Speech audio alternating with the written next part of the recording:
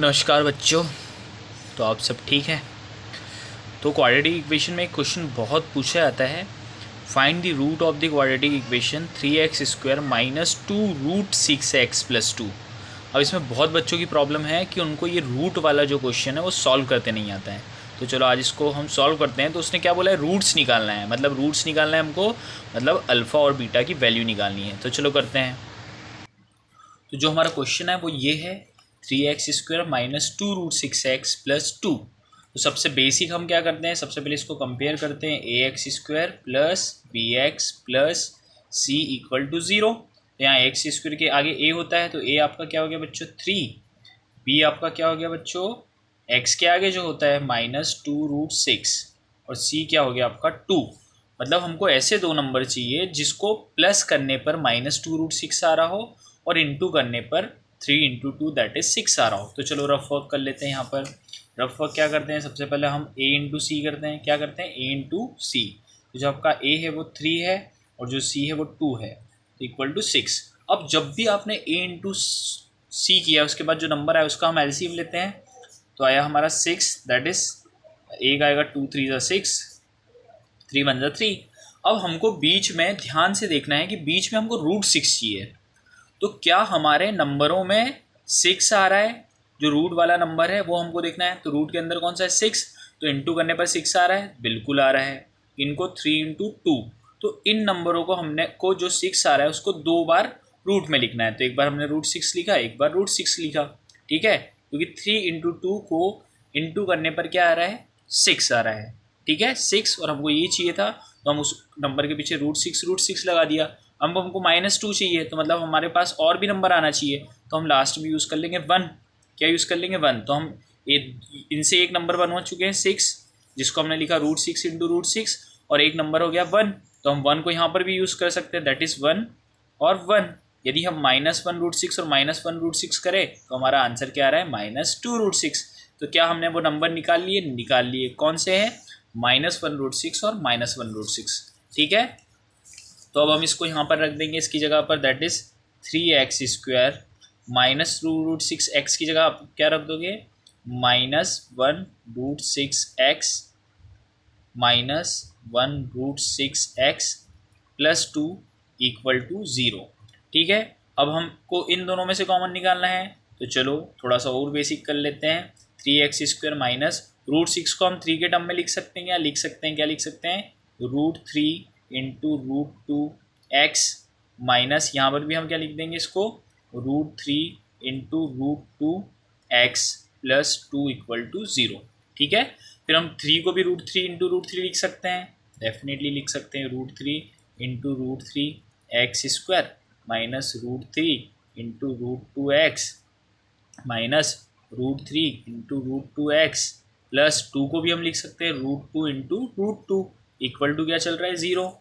अब यहाँ पर हमारा कॉमन क्या निकलते हुए हमें दिख रहा है, दैट इज़ यहाँ पर भी √3 आ रहा है, यहाँ पर भी √3 आ रहा है।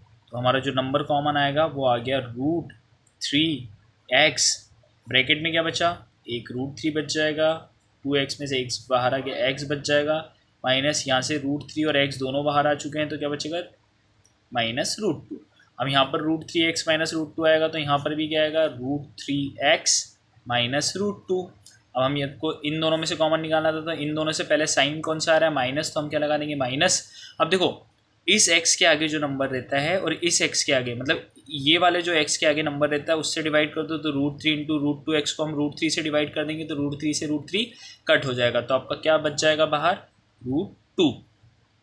अब हम क्या लिख देंगे, ब्रैकेट √3x माइनस √2 और ये आ जाएगा √3x माइनस √2 इक्वल टू चल रहा है 0। एक बार हम इस ब्रैकेट को इक्वल रखेंगे 0 के, तो √3x minus √2 equal to 0, minus √2 इधर चल जाएगा तो किस में हो जाएगा प्लस में, ये -√2 किस में आ जाएगा प्लस में, तो x की वैल्यू क्या आ जाएगी √2/√3। एक और हम इधर इसको भी सॉल्व करते हैं, तो √3x माइनस √2 इक्वल टू 0, तो यहाँ पर भी आ जाएगा √3x इक्वल टू -√2 इधर जाएगा तो +√2 हो जाएगा, और x की वैल्यू क्या आ जाएगी √2/√3। दोनों वैल्यू इक्वल आ रही है, इसका मतलब रूट्स आर इक्वल, है ना, बोथ रूट्स आर इक्वल। तो आपको पता है ना, हम इसका बेसिक क्या है कि जो नंबर रूट में होता है, जैसे रूट के अंदर 6 था, तो एलसीएम में भी हम ऐसे एक नंबर ऐसा निकालते हैं जिसमें 6 आना ही चाहिए, जो रूट वाला अंदर नंबर है। तो हम इन दोनों को इंटू करके 6 आया, फिर उस 6 नंबर को हम 2 बार रूट के फॉर्म में लिखते हैं, तो √6 इंटू √6 6 हो जाएगा, और जो नंबर बचा वो 1 को हमने -1 लिख लिया। ठीक, ऐसा ही एक क्वेश्चन हमको एक्सरसाइज 4.3 में भी है। 4.3 का कौन सा question? Question number second, 3x² - 4 √3x + 4, find the nature of root of the following quadratic equation, if the root exist then find them. तो हमको क्या करना है, पहले तो नेचर ऑफ रूट निकालना है। तो नेचर ऑफ रूट कैसे निकालते हैं? चलो इस क्वेश्चन में पहले नेचर ऑफ रूट निकालते हैं, और यदि उसका रूट एग्जिस्ट करते हैं तो हम उस रूट को फाइंड भी करेंगे। ओके, तो हम इसमें पहले फाइंड करेंगे, find the nature of root. क्या फाइंड करेंगे? Find the nature of root. तो हम नेचर ऑफ रूट कैसे फाइंड करते हैं? हम पहले तो इसको हम कंपेयर करेंगे, ax² + bx + c = 0। तो जो x² के आगे a होता है, तो x² के आगे √3 है, तो a = √3। b क्या होता है? जो x के आगे होता है, तो x के आगे क्या है? 4√3। पर 4√3 नहीं बोलेंगे, साइन के साथ बोलेंगे, -4√3। c क्या होता है? जिसके आगे पीछे x नहीं होता, तो ये देखो, ये 4 है ना। अब प्लस को तो बोलने की जरूरत नहीं रहती, तो c सिंपली क्या हो जाएगा? 4। अब नेचर ऑफ रूट के लिए हम सभी को मालूम है, हम d की वैल्यू चेक करते हैं, तो d निकालते हैं हम। d कैसे निकालते हैं? b² - 4ac को चेक करके, इक्वल टू b की वैल्यू क्या है? -4√3। b की वैल्यू रखी ब्रैकेट में, उसका स्क्वायर कर दिया, -4 इंटू a क्या है बच्चों? a है आपका, ये 3 है, √3 दी क्या है? 3 है। तो a क्या है आपका? 3 इंटू सी क्या है आपका? 4। अब -4√3 का स्क्वायर करना है, तो आपको पता है माइनस का जब भी स्क्वायर होता है वो प्लस हो जाता है। और यहाँ पर हम क्या करेंगे? 4√3 इंटू 4√3, क्योंकि स्क्वायर लिखा है तो कितनी बार इंटू होंगे? 2 बार। और ये कितना हो जाएगा? 4 3 12, 12 4 48। ठीक है, अब आपको मालूम है 4 इंटू 4 कितना होता है? 16, मल्टीप्लाई √3 इंटू √3 क्या होता है? 3 -48। और ये किसकी वैल्यू निकाल रहे हैं हम? d की वैल्यू निकाल रहे हैं, d इक्वल टू, तो d इक्वल टू 48 - 48। तो इसका मतलब हो गया d कितना आ गया हमारा? 0 आ गया। यदि d 0 होता है तो क्या रूट एग्जिस्ट करते हैं? Yes, root exist. तो यस, रूट एग्जिस्ट। और यहाँ पर जब d इक्वल टू 0 रहता है, मतलब b² - 4ac की वैल्यू यदि आपकी 0 आ जाती है, इट मीन्स, है ना, 2 इक्वल रूट आएंगे। क्या आएंगे? 2 इक्वल रूट। अब हम इसको स्प्लिट करेंगे तो आप देखोगे रूट्स आएंगे ना, वो दोनों कैसे होंगे? इक्वल। तो b² - 4ac = 0, it means 2 equal root. और क्वेश्चन में हमको कहा गया था सबसे पहले कि आपको find the nature of root करना है। नेचर ऑफ रूट होने के बाद यदि रूट एग्जिस्ट करते हैं तो फाइंड देम। तो रूट क्या कर रहे हैं? एग्जिस्ट कर रहे हैं, और कैसे हैं? 2 इक्वल रूट। चलो अब हम इसको स्प्लिट करते हैं। तो अभी हमको मालूम है, हमने ये कर लिया, दैट इज़, फिर से लिख लेते हैं क्वेश्चन को, 3x² - 4√3x + 4 = 0, है ना। यहाँ पर हमको मालूम है सबसे पहले करना होता है a इंटू सी। तो a क्या हो गया बच्चों आपका? 3 इंटू 4 दैट इज़ 12। तो हम 12 का एलसीएम लेंगे, 2 6 12, 2 3 6, 3 1 3। अब मैंने आपको बोला था कि हमको देखना है कि जो हमको बीच में नंबर लाना है, दैट इज़ b लाना है। b इक्वल टू क्या आना चाहिए? 2 नंबर चाहिए जिसको जोड़ने पर -4√3 आ रहा है। तो पहले हमको रूट के अंदर वाला नंबर देखना है, 3। क्या इसमें भी वो नंबर आ रहा है? 3। तो पहले हम 3 पे लगा देंगे गोला, तो एक नंबर तो हमारा हो जाएगा 3, जिसको हम क्या लिखने वाले हैं? उस नंबर को जो रूट में के अंदर आता है, उस नंबर को हम पहले निकाल लेंगे, सिलेक्ट कर लेंगे 3, और फिर लिख देंगे उसको √3 और √3। अब हमको -4 चाहिए। क्या चाहिए बच्चों? -4। तो एक हम किसको यूज़ कर लेंगे? 2 को, और एक और किसको यूज़ कर लेंगे? 2 को। तो -2√3 -2√3। इनको यदि हम प्लस करते हैं तो हमारा जो आंसर आता है वो आता है -4√3। और यदि -2√3 और -2√3 को हम इंटू कर दें तो देखो माइनस माइनस प्लस हो जाएगा, 2 2 4, और फिर √3 इंटू √3 3 हो जाएगा। तो जो 12 आ रहा है, मतलब a इंटू सी के बराबर भी आ रहा है, और उनको प्लस करने पर -4√3 भी आ रहा है। तो अब हम इसको स्प्लिट कर लेंगे, 3x² - 4√3x को क्या लिख लेंगे, 2√3x minus 2√3x plus 4 equal to 0। अब पहले हम इन दोनों में से कॉमन निकालेंगे, फिर इन दोनों में से।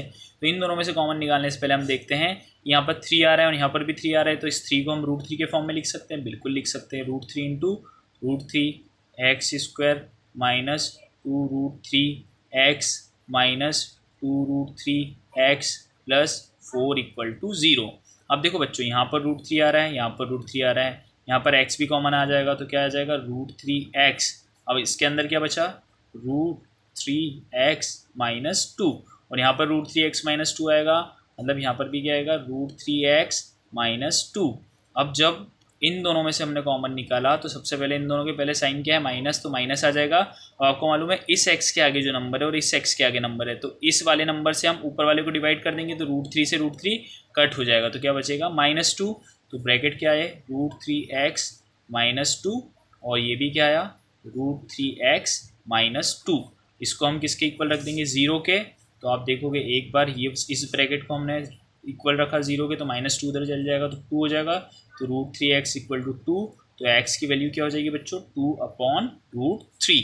अब इसको भी हम सॉल्व कर लेते हैं, तो that is √3x minus 2 equal to 0, -2 उधर जाएगा तो क्या हो जाएगा प्लस, तो √3x इक्वल टू 2, तो हमारी जो x की वैल्यू हो जाएगी वो 2/√3।